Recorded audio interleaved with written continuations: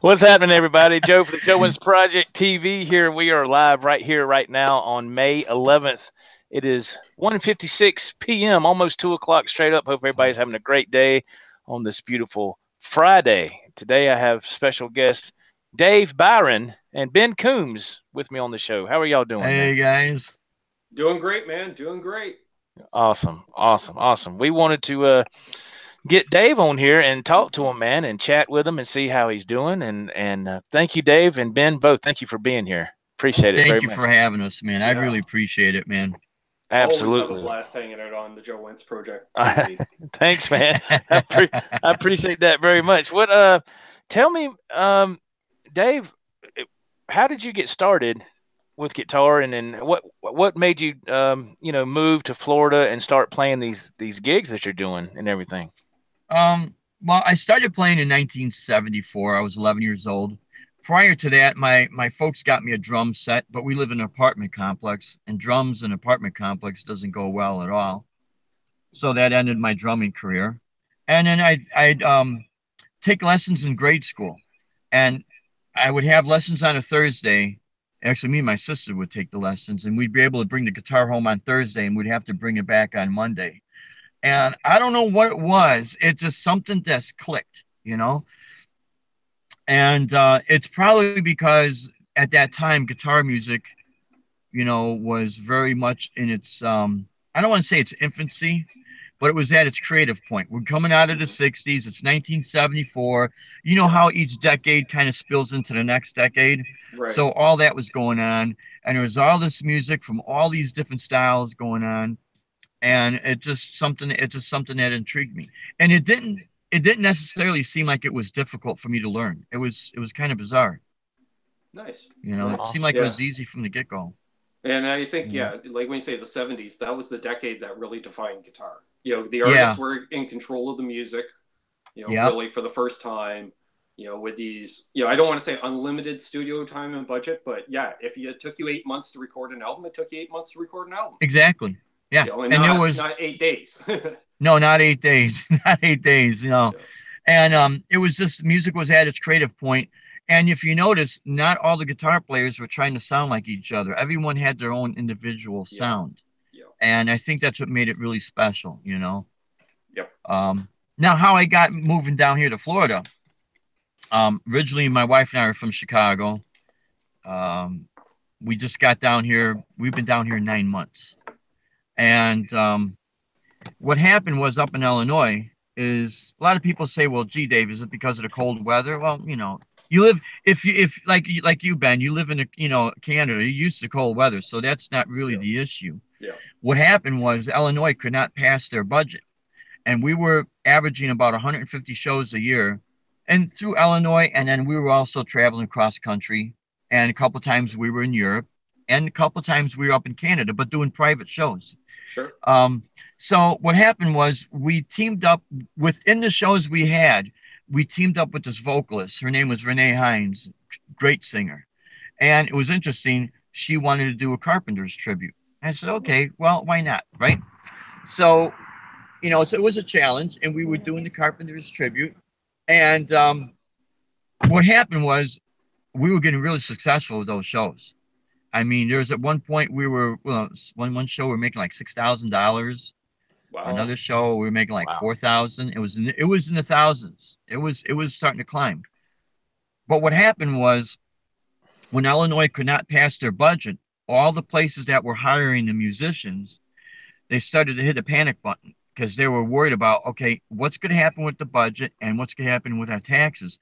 So drastically, they were starting to cut the unnecessaries. And part of the unnecessary was, entertainment. Right. So we came down here last March to do the research. And then we thought, okay, we had a window of opportunity and someone was helping us to come down here because they saw what was happening up in Illinois. So we got down here, and what happened was I just started hitting it hard. So we moved down here, was July 28th, 2017, and August 5th, just like a week later, I started gigging, and it just started hitting it hard. Nice. And the locals were asking me, Dave, how are you getting these shows so fast? Well, you know, when you come from a big city, you got to hit everything hard because competition is fierce. Well, You know? that, Dave, and I learned a lesson from my dad was you're always more successful away from home because at least You around here, are. nobody wants to see a band from the town they're in. But as soon as, even if you're from one town over, oh, they're from out of town. Well, That's it. it adds that mystique level by 15% or whatever, right? So if you're billing yourself as, Dave Byron out of Chicago, as opposed to Dave Yep. Byron down the road, boom.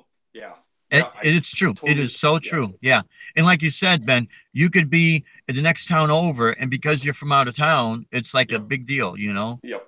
And I mean that does work. It's all strategy, you know. When Mm-hmm. you're doing the booking yourself, and of course, when my wife cannot do the booking, I'm on the phone doing the booking, and there's Right. strategy in it, you know.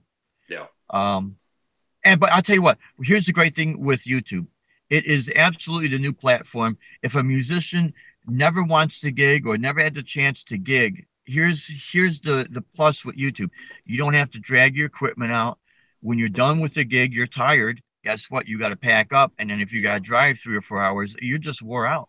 Mm-hmm. And when we start hitting our 40s and 50s, it gets tough, man. Oh, yeah. You know. Yeah, ain't whereas lying. now you can essentially put your band together, go live, say during a quote unquote band practice, which is essentially a gig, Yeah. and you can gig live. And if you have enough followers, like whatever, I'll tell you right now, like when I go live, the amount of followers I have watching, that's a pub gig, right? Oh, absolutely. Quite, especially on a weeknight, 18, 25 people. That's about it. With all the designated driving laws and stuff like that, Oh which are all yeah. good. Don't get me wrong, but Hmm. we know the club scene.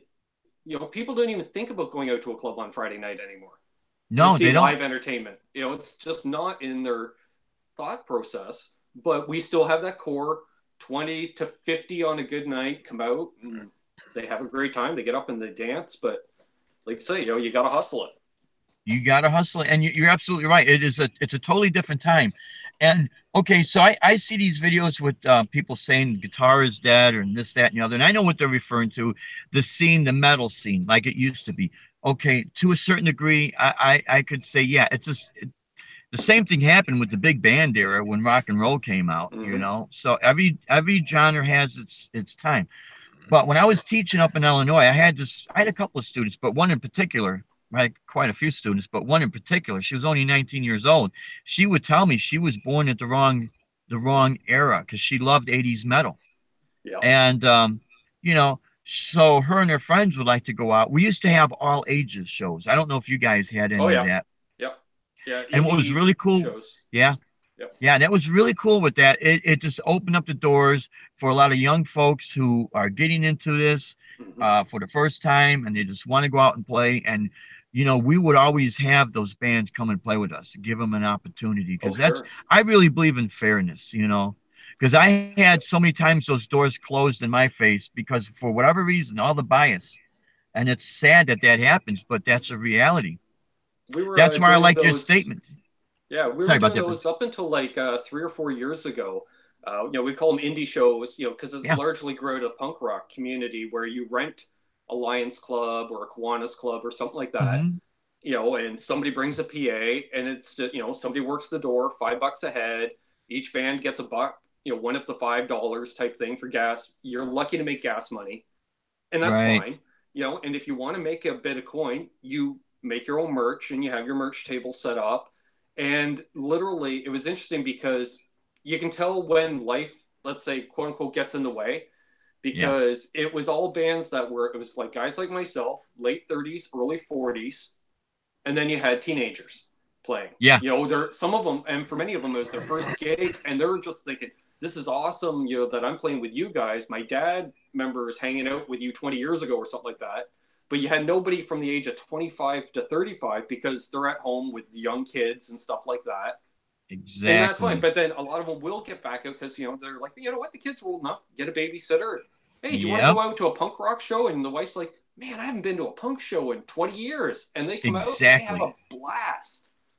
Oh, absolutely, Ben. Absolutely. It's so weird down here when I do some of these shows.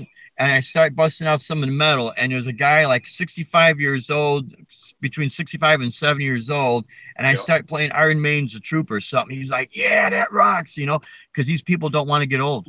Oh, That's yeah. just it. Like I talked about on my show last night, your Holy Diver video. You know, because I'm watching it, and, you know, being a gigging musician, I can read a room, and I'm like, yep, this isn't a club. This is more of a restaurant setting. And that's why I was like, I'm sorry if I, you know, said it wrong. Oh, no, that's like, fine. That doesn't offend. Setting.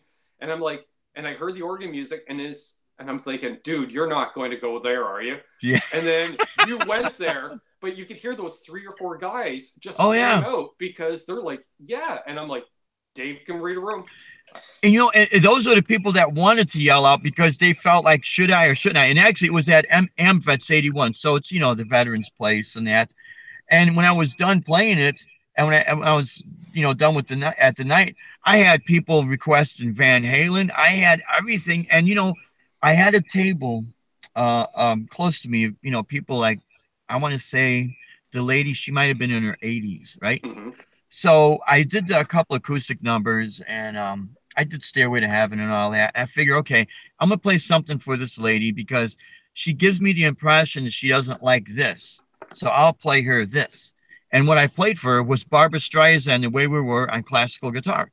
And she loved it. And then when I started playing the rock stuff, she says, wow, you really are a good guitar player, because she saw the diversity. You know, and I just tell her, you know, it's to me, it's a gift from God. I never take it for granted, you know, and I don't try to jam religion down people's throats or anything like that. It's just that what I believe, you know. Oh, yeah. And you know, it's just something to be able to share this with other people and just try to make their day, you know, and have fun with it. Awesome. And that's what I see with you guys. I see when you guys do your chat. I see Ben when you're playing. I see Joe when you're jamming. It's like, these guys get it, you know. Yep. They're playing because they absolutely love to play. You know, whenever a person puts the dollar and puts the job title in front of this, then it becomes like a job. And then it's like, you could tell when people are not having fun. And, you know, when you make this your living, and of course, we incorporated our own music company, and it's not real super big or anything like that, but we are paying federal taxes, and we do have a federal tax ID number. So it is a legit company. So there's that side that we have to look at, the business side of it. And of course, my wife, she's 100 times better at that than I am, you know. How many nights do you gig there, Mr. Dave? Is that about every night or every other night? It's like every other night. Like tonight I got a gig. Tomorrow I'm doing a wedding gig. And I love when I tell my metalhead friends I'm doing the wedding gig. I don't want to do that. That's fine, you know, because everything has changed. But I try to take as many gigs as possible. But at the same time, I don't want to burn myself out, you know, because that's real easy to do. Oh, yeah. And then you get old like real fast, you know. Oh, yeah. Like, okay. Yeah. I played a wedding a couple of years ago, and when we were offered the gig, I jumped on it because just for a bucket list. Because at least around here, most people can't afford a live band for a wedding. And, and it was a friend of the band that was getting married, and they asked us to play. And that was our wedding gift to the couple was, Sweet. We'll play for free. But I just so I could say I played a wedding gig, you know. Yeah, and it's different. I wanted it. Yeah. It was and you know, it's so weird. A lot of people, they think, okay, you're going to play the ceremony. Here comes the bride and all that. Well, I've done that. But a lot of times they request stuff that is so far from tradition. It's unbelievable. Oh, yeah. You know, so really a guitar player that feels like the world has come to an end, there's so much opportunity to open up a door, even in the metal sector.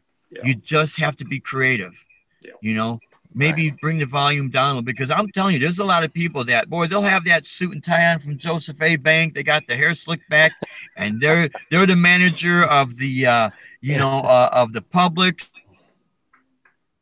But as soon as you start busting out, man, they love you, because rock music is already old. Yeah. And I'm starting to realize, see, in my mind, when I see a person with gray hair and that, I would kind of revert back to 1974.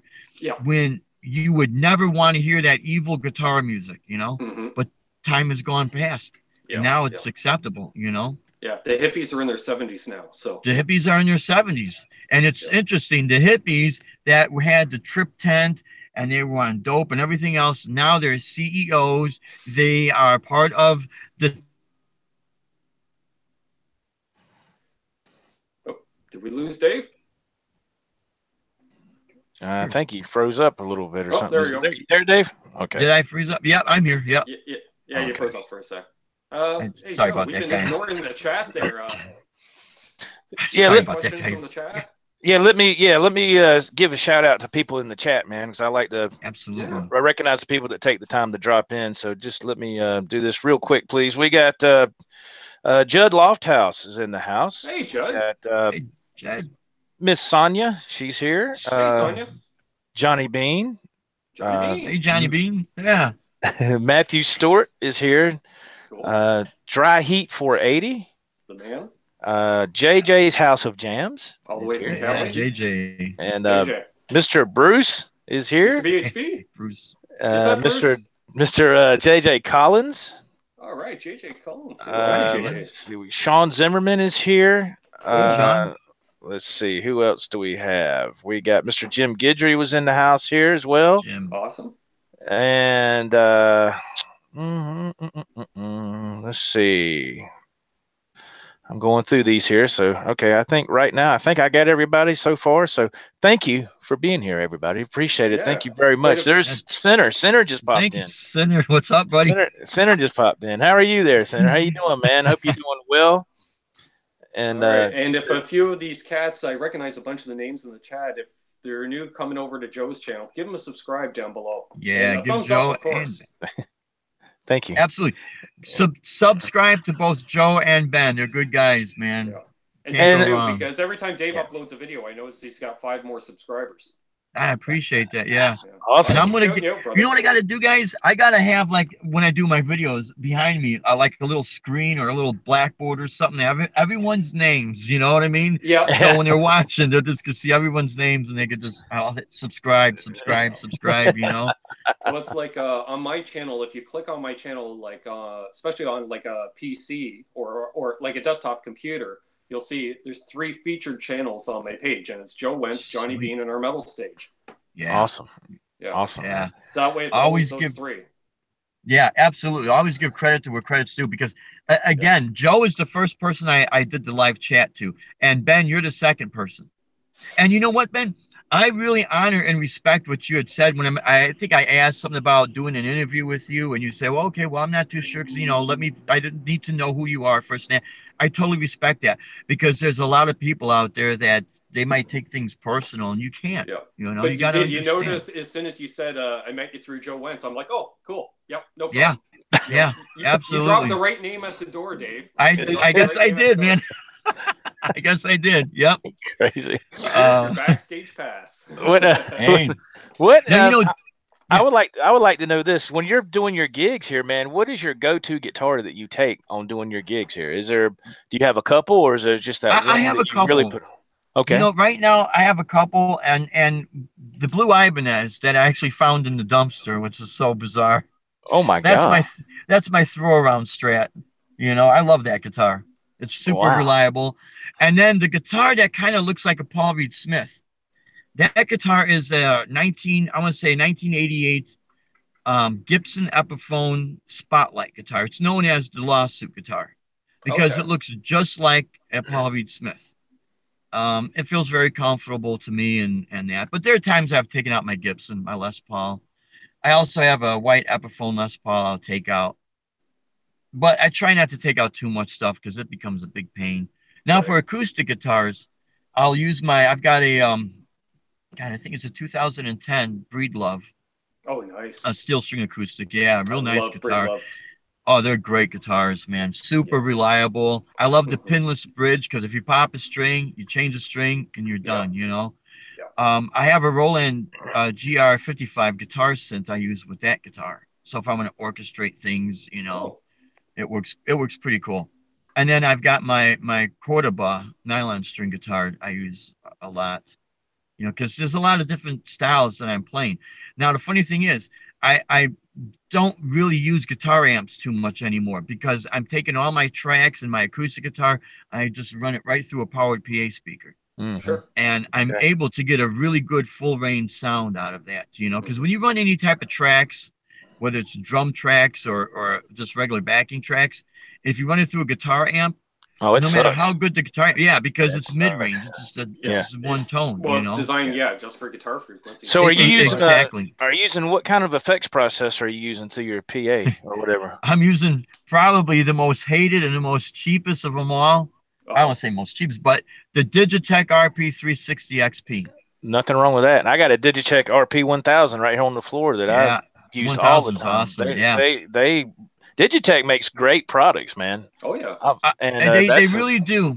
Yeah, and they're reliable. And out of all the brands, I mean, I know the Helix kicks ass, and I'm not gonna say anything bad about it. If you could drop $1,600, oh wow, that's fine. I know that's a lot of money. But man. here's the problem with dropping a lot of money. Down here in Florida, you do a lot of outdoor gigs. You're at the mercy of the weather, the heat, and humidity. Yes, and it'll rain at the drop of a hat too. Oh, boom, just like that. It's sunny 1 minute, next time it's raining. You know, it's a downpour at that too. And it's a downpour at that. So I think I would have a heart attack if I brought out something super expensive and it breaks down. Right. The Digitech is easily to replace. Yes. Plus, out of Digitech, they really did this smart. I think their strong point is when you run through a house system, because when you set the output to mixer, what it does, it helps the distortions and the overdrives will not clip the horns and the tweeters. Right. You don't get that hissy sound, so it really sounds great. Yeah, because it runs Plus, through a if you need preamp. Yeah, exactly. It's really done really good. What kind of PA are you using, if you don't mind me asking? Oh no, I'll use anything from our Bose to some of our Roland. We used to have Yamaha, and we sold it before we left Illinois.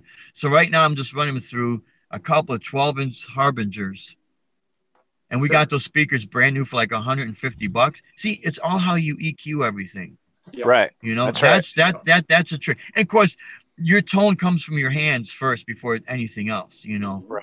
And what's nice with the Digitech, it's got like a little secret weapon in there with that bass patch. So let's say, because usually I'm doing like 3 and 4 hour gigs.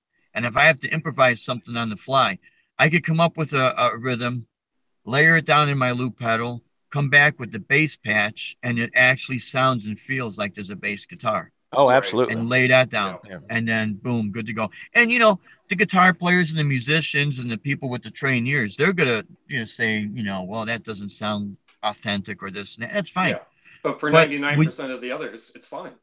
That's fine. And you know what? 99% of those people is your crowd, and they're the ones that's paying your salary.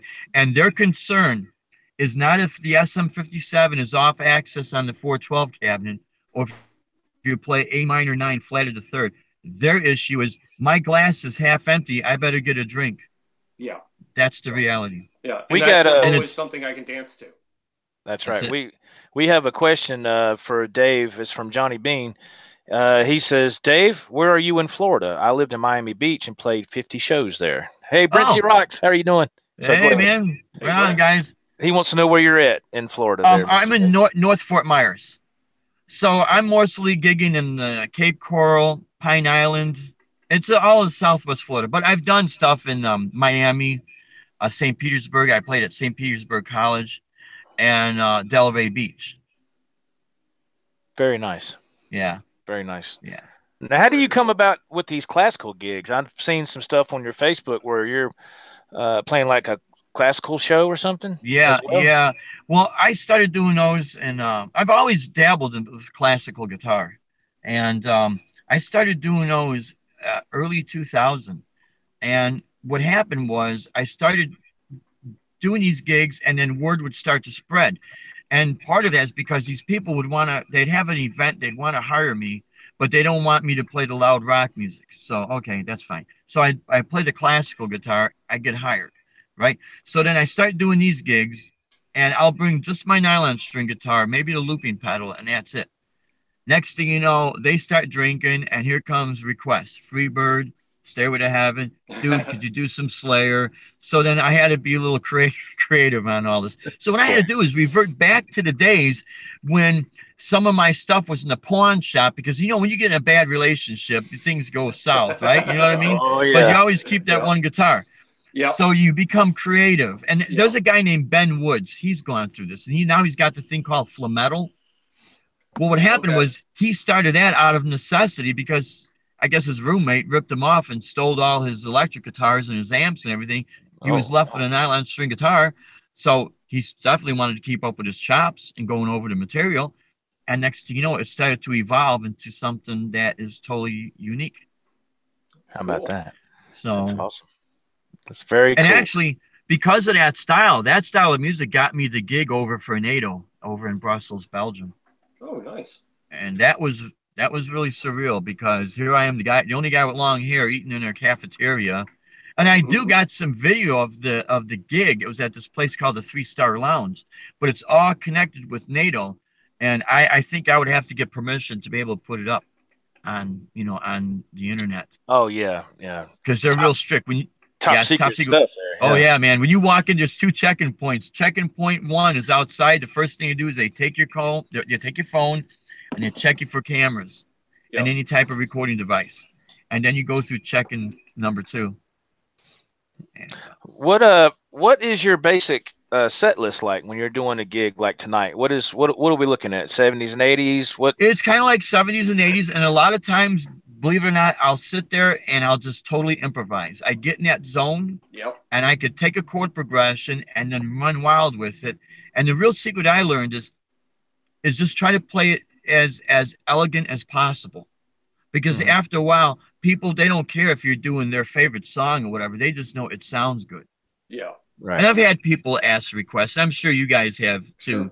Oh, yeah, Ben. And then, and then of course you, Joe, when you were playing out, because you said you played out was it like about 10 years ago or something like that? Yeah, it's been about 8 or 10 years, and it's been a while. But yeah, I did plenty of it though. Yeah, see, you know how it is, man. I miss it, but since I'm with my situation with work, I couldn't do it anymore. So this is the best I can do as far as being live. This is it. I tell you what, I think you're doing a phenomenal job, and I'll tell you what, man, this is definitely the new platform. Because see, everyone worldwide can see you. If you go and you play at the club down the street, it's only the people in that area, unless you do live streaming, of course. But that's what we talked about. That's what we talked about yesterday. Remember? Yeah. Sometime when you go to do your gig, get everything set up and have your wife help you, and that's what I'm going to do. Stream it live, man. Yeah, that's exactly what I'm going to do. YouTube is really pushing that. It is. It really is. And, this is, again, such a great platform.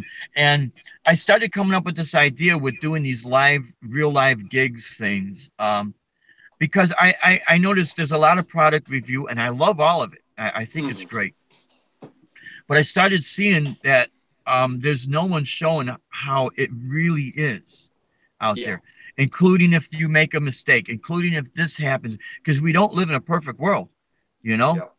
And I love the fact, Dave, sorry to interrupt you, but the fact that when you record one of your live bits, it's not somebody in the front row, say Deb in the front row, recording you playing, which is what we all see, because it's always somebody's spouse, girlfriend, friend, whatever, that will shoot some video. Like I know for me, my band, the live stuff, it's from our drummer's girlfriend shooting it, and then she sends me the file and I upload it. But the fact that you have it set up behind you gives us your perspective of the gig. Bingo. That's it. It's gold. Absolute gold. And there's a couple of them where you'll be playing, you'll kind of just give us a quick little glance like, yeah, I'm doing this. And I'm just like, perfect, because I'd be like looking back at your drummer, Right. And giving him that little glance. Like that little glance. Exactly. Yeah. And again, I'm not, at first I was a little bit intimidated. Gee, should I do this? Should I show the fact that sometimes there's a room of 2 people and they're not paying attention, or there's a room of 50 people and they're not paying attention, or there's one person and they're just going nuts or whatever? I figure, what the hell, just go for it.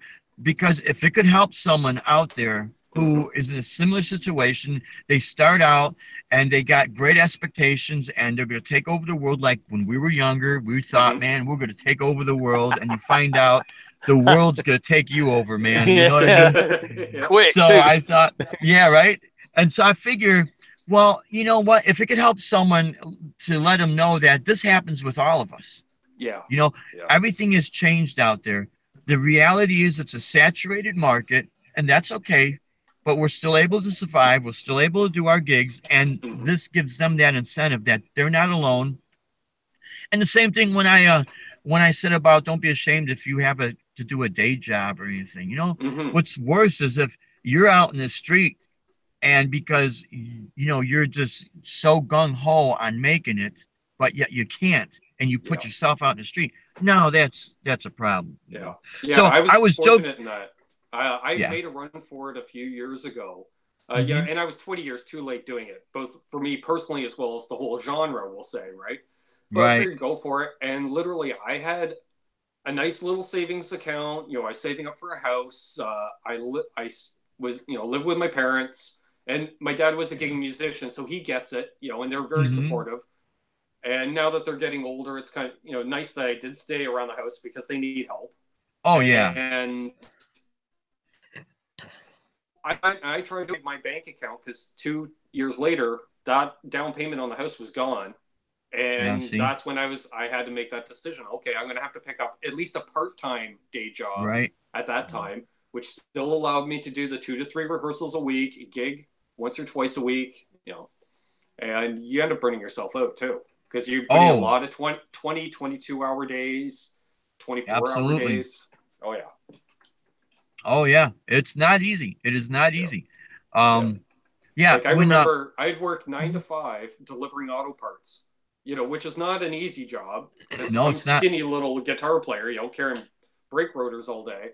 Get off work at 5:30, get home, leave by 6:30 with some food to go load up, drive an hour and a half into Toronto to headline at midnight.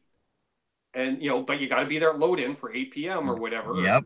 And we go on stage at midnight, get off at 1, load up. You're getting home 5, 6 in the morning. Oh, yeah. And then if you got to get up the next day and do it all over again. Yeah. Yeah. It's a tough life, Yeah. So, Dave, I have a question. I didn't mean to interrupt. Oh, yeah, go ahead, man. So what are you looking at as far as your setup time and breakdown time? How long are you looking at setting everything up and then breaking it down? What's your time frame there? It's usually it could be anywhere from 15 minutes to a half hour, depending on what I'm bringing out. That's I not try bad. to set it up. No, it's not bad because I try to bring out as minimal as possible. Right. Right. And a couple of shows I used to do at the Warehouse Church in Aurora, Illinois, it was like the Christmas guitar show. I'd bring out like 7 or 8 guitars, have them in a semicircle. We'd have the lights and that. So it would take, about maybe an hour and a half. Then you got a sound check, Right. And all that. But I really try to bring out as less as possible. If you could do more with less, you come out ahead. That's right. That's right. Absolutely. That's like when I got my stuff set up here when I'm trying to do a live guitar thing or something.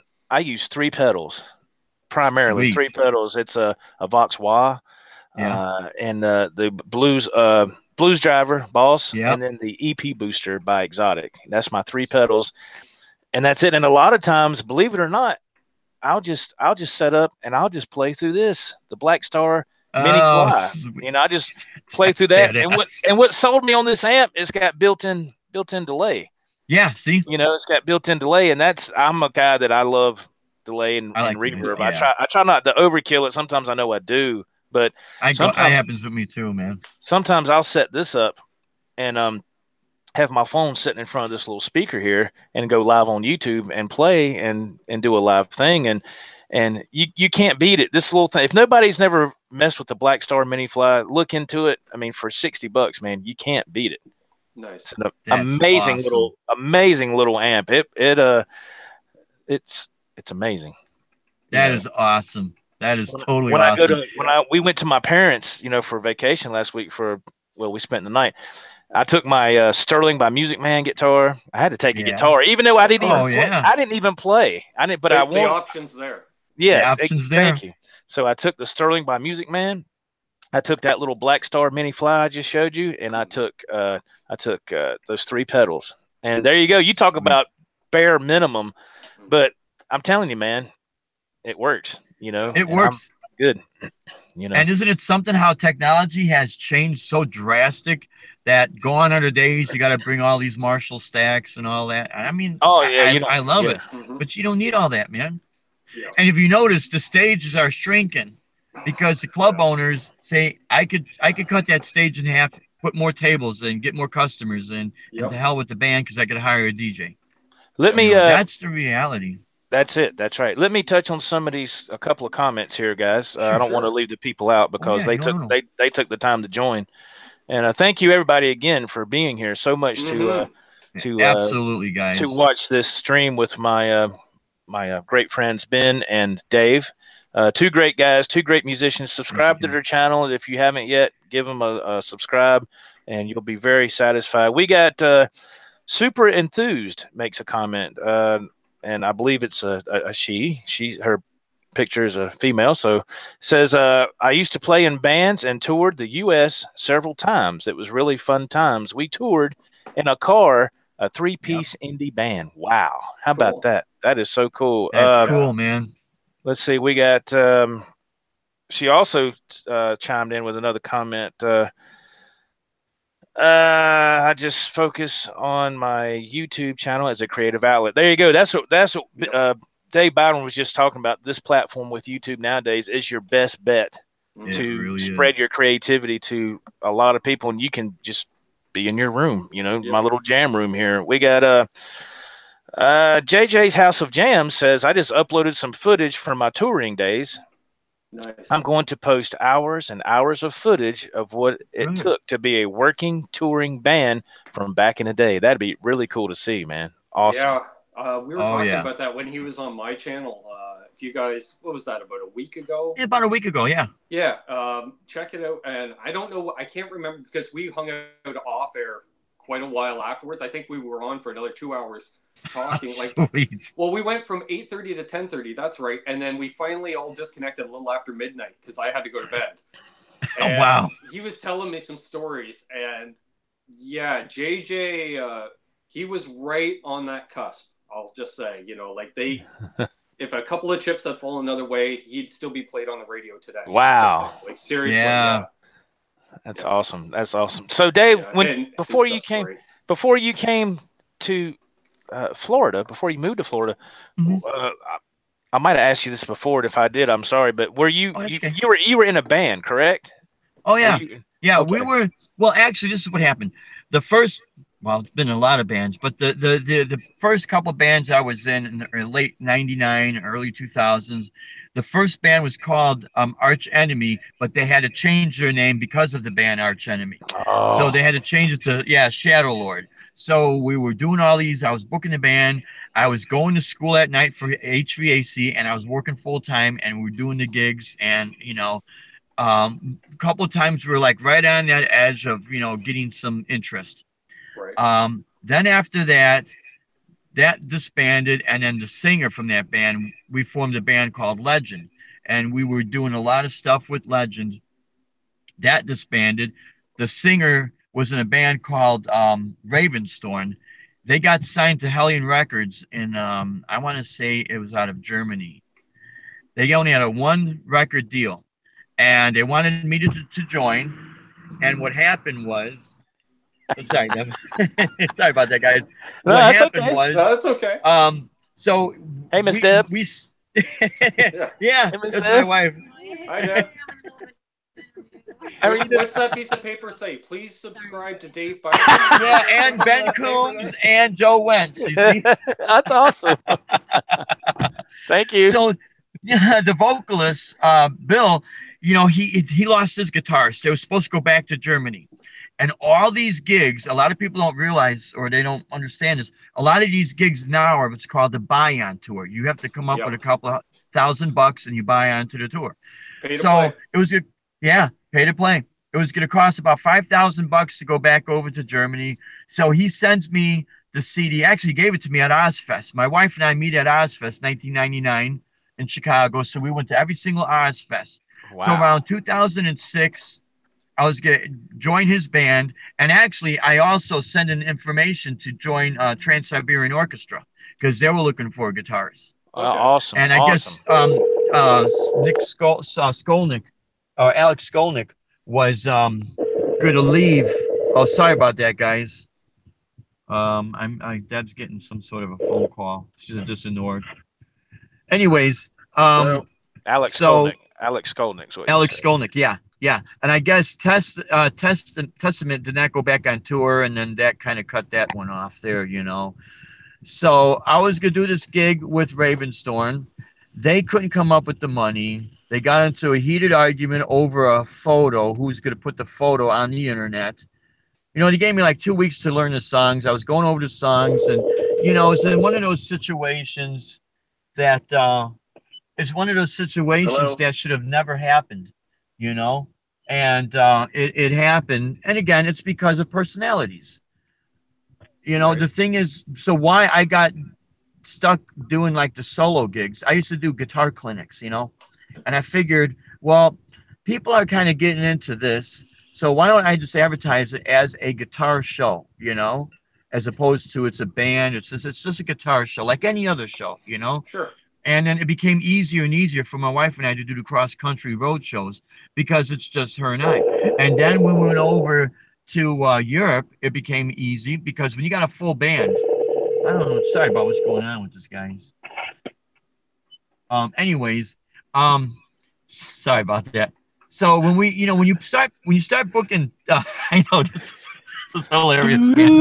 The number you have reached has been disconnected or no longer. Exactly, it's a no Next call. time Or the yeah, calls, just say, hello, you're live on the air. you're live on the air, my friends. You're the Watch 10th caller. You're the 10th lucky caller. winner. Yeah, you win nothing.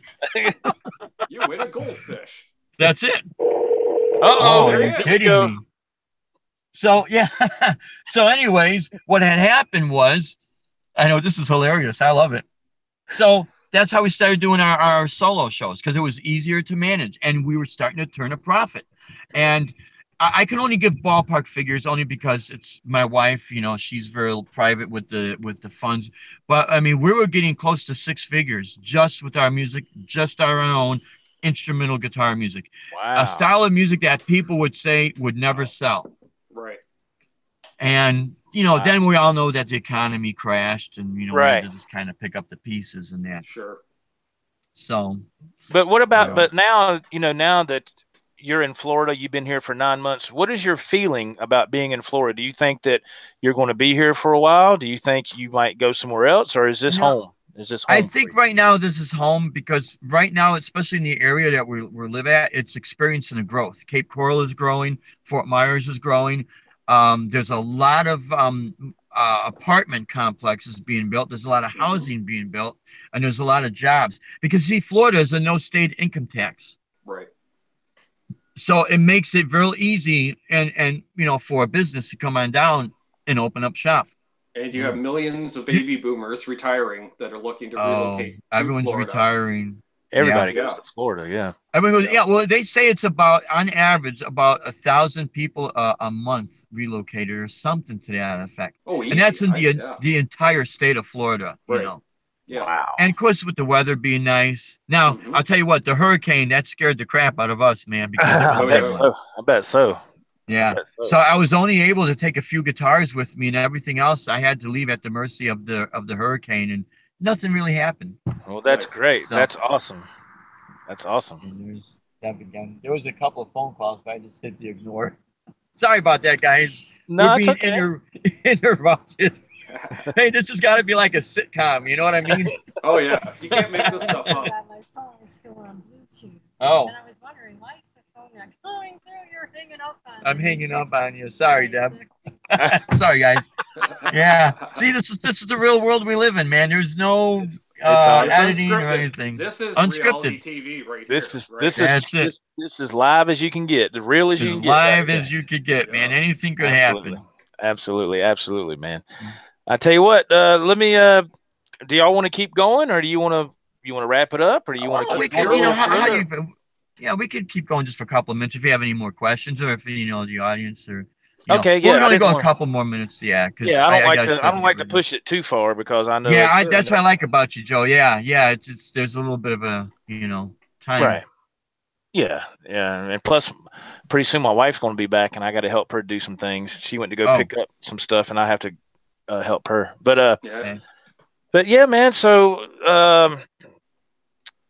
all right, Ben, I'll ask you Sure. favorite guitar when you're gigging. That's my 71 Telly. That's 71 my number one. Once I got it and we did the modifications to it, which is still a work in progress. That thing, It might weigh 6 pounds. Like, it is one of the lightest guitars I've ever picked up. So I can play 3-4 sets with it, and my back isn't, I'm not hunched over, right? Right. So yeah, that's my go-to. That, it's weird. I love Telecasters and Les Pauls, and I've been on a Telecaster kick now for the last few months. So I'm sure at some point, probably once I get both my Les Pauls back in running order, I'll switch back to them somewhat too. That's awesome. Sweet. What amp are you using when you play live? What you using? What's your live setup like? I can't quite see it. I got a Fender Blues Deluxe reissue, 40-watt tube amp. I play pretty much exclusively through Fender amps. Like, if I'm playing a gig where there's supplying an amp, I ask for a Fender tube amp because I want something that's super clean with lots of headroom, because I get all my color from my pedals. So just give me something that I have lots of headroom, super clean, some reverb on it, and I'm gold. So Blues Deluxe reissue does that perfectly for me.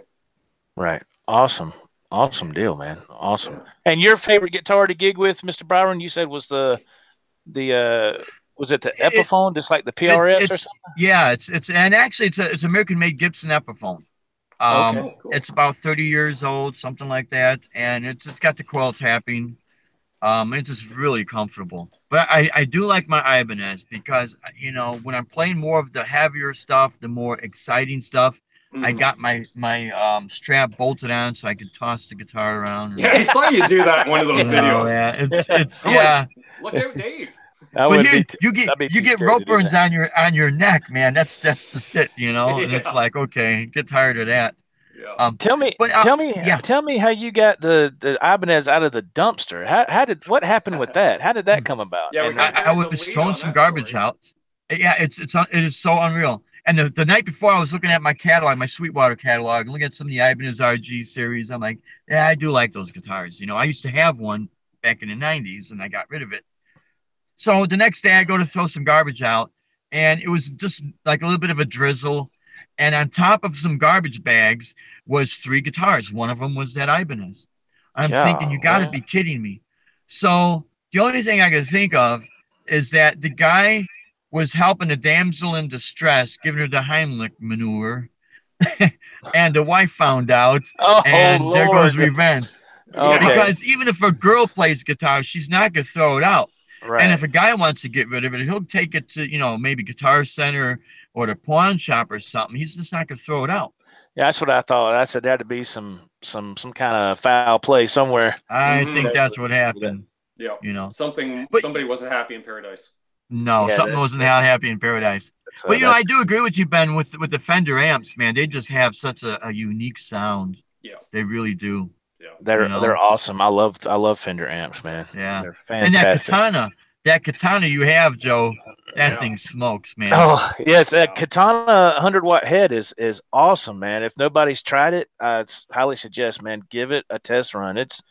This thing does so good on its own. It does really well with pedals. The effects loop is awesome, and that is my new. I mean, to be a solid state amp head, it's unbelievable. It is, because you can roll the volume down and it still cleans up.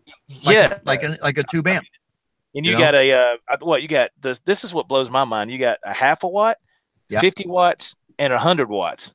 So you got, and plus it has a built-in speaker right here. I was just gonna say that on the head, it's got a built-in speaker, which is I got mine going through the PV 412, and man, when sometimes if I'm here by myself, I'll plug that thing up, man, and just let it rip, just wow, you got to do that every once in a while. You got to see what the baby will do once in a while, right? Let me check this right here. Rich always says to me, is every once in a while you got to play at pants shaking volume.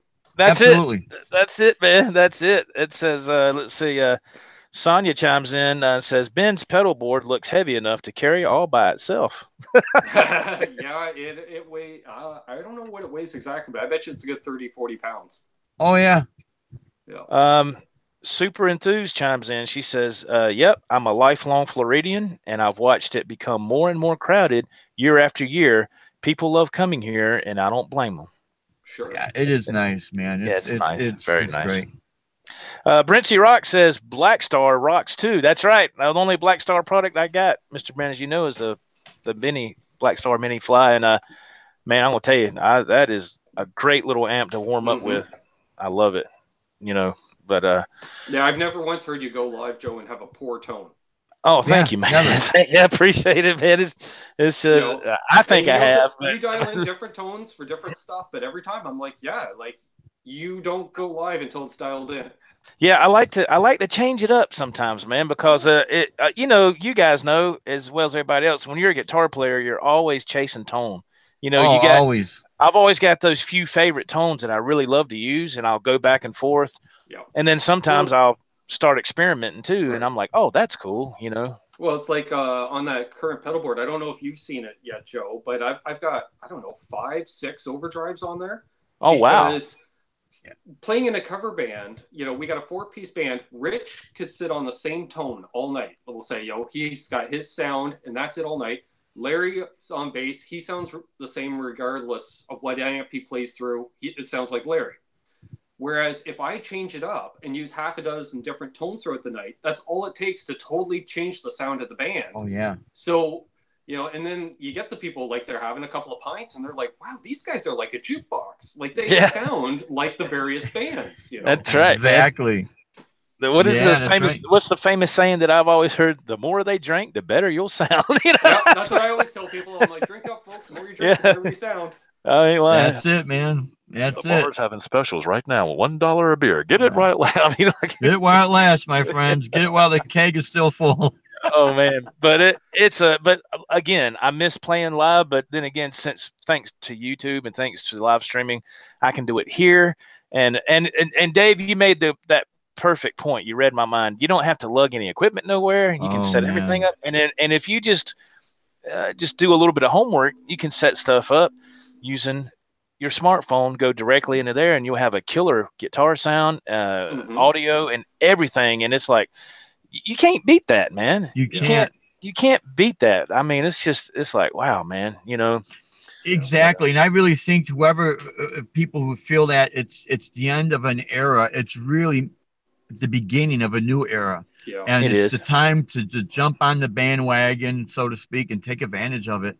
Because where else could you go worldwide except YouTube? That's right. You know, it's the greatest thing that's happened for musicians.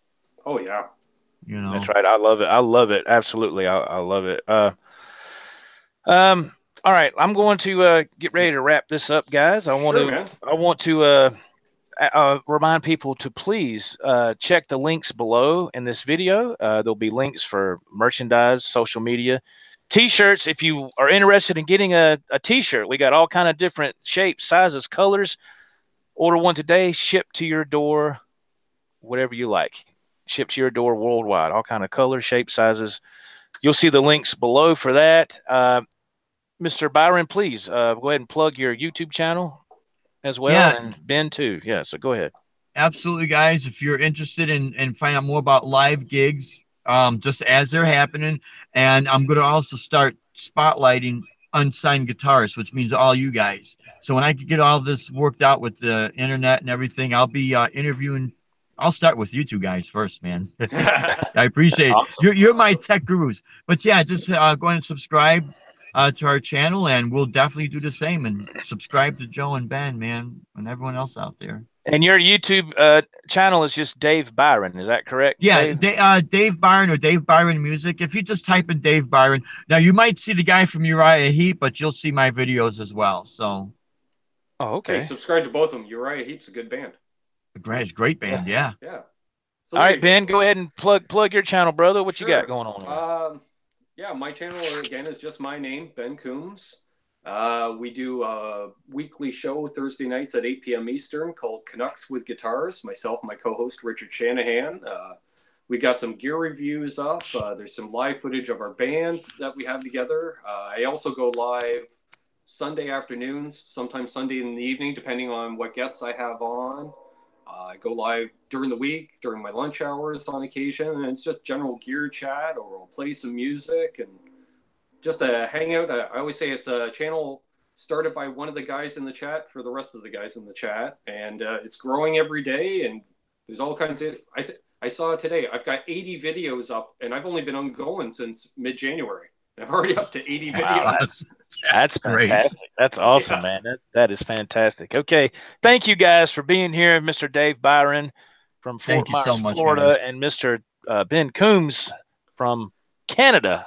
I don't know Yes. exactly what whereabouts in Canada. I forget what Trenton, you said. Ontario. Trenton. Okay. Ontario. I'm sorry. Trenton, Ontario. Yeah.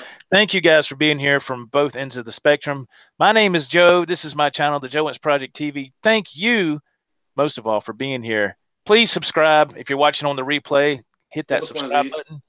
Hit that subscribe button. There's another video for you. Thank you so much, everybody. Have a blessed day, and we'll talk to you later. Thank Bye-bye. you. God bless. See ya.